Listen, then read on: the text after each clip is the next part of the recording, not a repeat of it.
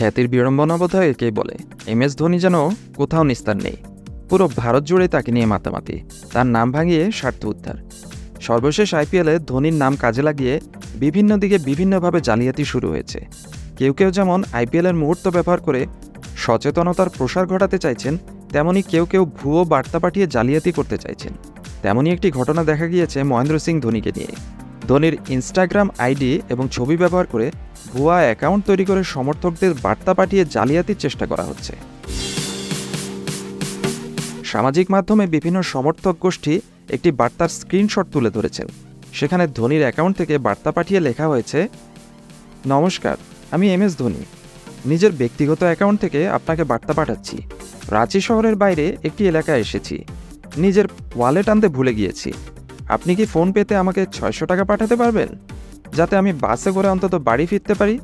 বাড়ি ফিরলেই টাকা ফেরত দিয়ে দেব। একে তো তিনি MS ধোনি, তার উপর ওয়ালেট আনতে ভুলে গিয়েছেন বলে বাসে করে বাড়ি ফিরবেন। এই ব্যাপারটা হজম করতে পারেননি অনেক সমর্থকই। সঙ্গে সঙ্গে তারা সেই বার্তার স্ক্রিনশট তুলে ধরে বাকিদের সতর্ক করে দিয়েছেন। ফলে এই পোস্ট ভাইরাল হতে বেশি সময় লাগেনি। অনেকেই বিষয়টি নিয়ে মজা শুরু করেছেন আর হাসাহাসি করছেন।